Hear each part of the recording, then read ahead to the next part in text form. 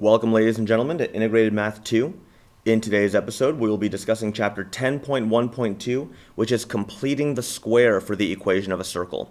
In the last chapter, we talked about the graphing form of a circle, which is x minus h squared plus y minus k squared equals r squared. We talked about how the center of the circle is h comma k, and how the radius is r. And so today's lesson will focus on what happens when we eventually get a circle that is not in graphing form. What tool will we use to get it into graphing form? And I think the title kind of gives it away. And I think you all saw it coming, which is no problem. We are back to our good friend completing the square. So why don't I just go and do a few examples, and I think you'll see where this is going. So if I do, if I have an equation that starts off with x squared plus y squared minus 6x minus 2y minus 15 is equal to 0. One of the things that you want to be able to tell about this is that it is a circle. And how can we tell? It's because we've got two squared terms being added together, and the coefficients in front are the same. Now, for purposes of this class, they will always be the same because we're not learning any other, what we call a conic section. We're not learning any other conic section until later on. So for now, we'll always be dealing with circles. If we don't have it in graphing form, it's going to be hard to tell what the center and the radius is.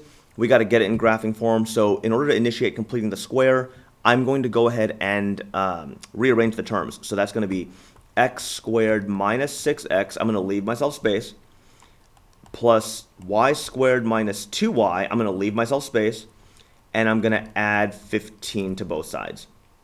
So now, because x squared and y squared both have a linear component to them, I will initiate completing the square twice. So instead of adding the box, I'm going to add the boxes. And I've got to add two boxes on the right side. No surprises here. -3, -1 show up inside the boxes. So I've got x minus 3 squared plus y minus 1 squared is equal to, that's going to be 9, that's going to be 1. So 15 plus 10 is going to be 25. So here we go. This is our graphing form of a circle.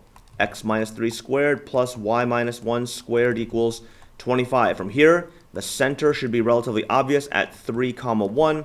The radius is not 25. You're going to make a mistake there. The radius is actually 5. And there you go. If you had to graph this thing, if you had to graph this circle, which you will have to graph this circle, you'll go out 1, 2, 3, 1. Label that as 3, 1, and then with your radius being 5, you'll go out 1, 2, 3, 4, 5 spaces, 1, 2, 3, 4, 5 spaces, up 1, 2, 3, 4, 5 spaces, and down 1, 2, 3, 4, 5 spaces. And then you will circle it up, and you will also label the edges. So from, I should make that larger here, that's 3, 1, sorry for the smallness of it.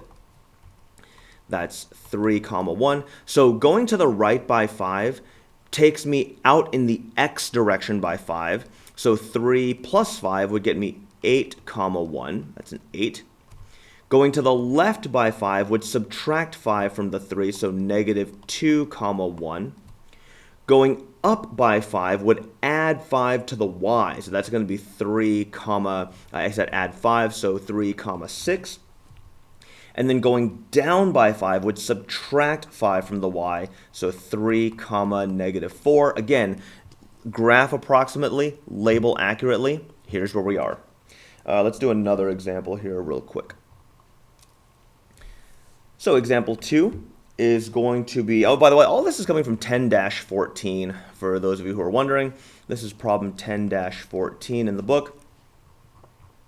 Number 2. Or letter C, that's okay, numbers are just numbers. X squared plus y squared plus 4x minus 2y equals 11. So again, rearrange those terms. We've got x squared plus 4x, leave yourself space. Y squared minus 2y, leave yourself space, equals 11. Add the boxes. Add the boxes on the right side. So now that's going to be 2 and negative 1, 2 and negative 1. So it looks like I've got, looks like x plus 2 squared plus y minus 1 squared equals, that's going to be a 4 and a 1. So I'm looking at 11 plus 4 plus 1 is 16. So a center of negative 2 comma 1 and a radius of, again, not 16, radius of 4. And if I had to graph this thing, create a quick coordinate plane right here. So back 2, up 1. So that's going to be negative 2 comma 1. So again, my radius is 4. So I'm going to go out 1, 2, 3, 4. 1, 2, 3, 4.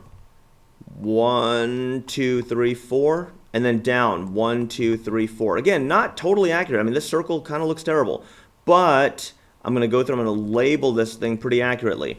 So from negative 2, I'm going to go out 4. So negative 2 plus 4 is going to take me to 2 comma 1.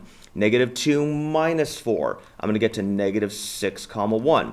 Negative, now I'm going to go up. So 1 plus 4 is going to be negative 2, 5. 1 minus 4 is going to be negative 2 comma 1 minus 4 is negative 3. Whoops, negative 3 right there. So that's my circle. All right, I'll be back with a couple extra problems. Give me a second. And here we go. We are on 10-16. Again, rearrange. X squared minus 4x, leave space, plus y squared plus 6y. I'm going to kick the 3 over by adding 3 to both sides. And now we're going to add the boxes. The boxes need to be on both sides. So now negative 2 goes inside the box. 3 goes inside the other box. Negative 2 and 3. So now I've got x minus 2 squared plus y plus 3 squared equals, that's going to become a 4. That's going to become a 9. 7 plus 9, I believe, is 16. So again, center, 2, comma, be careful, negative 3, right? Because it's plus 3. Opposite our intuition. We're back on those transformations. R is equal to, again, not 16. R is equal to 4. Let's get ready to graph this thing. Whoa, looks like the pen was kind of losing control there. Oh, it's kind of funny.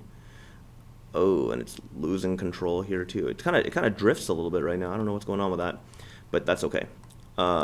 Here we go. So that's 2 comma negative 3. Again, up. Oh, rather, I'll go right. 1, 2, 3, 4. Go back. 1, 2, 3, 4. Go up. 1, 2, 3, 4. Go down. 1, 2, 3, 4. Again, here is your more or less circle. So again, 2, and then to the right by 4. 2 plus 4. That gets me 6 comma negative 3. 2 to the left by 4. 2 minus 4 will get me negative 2 comma negative 3, right? 2 minus 4. And then negative 3 up by 4, which means I'm going to add 4 to that. That's going to be 2 comma 1.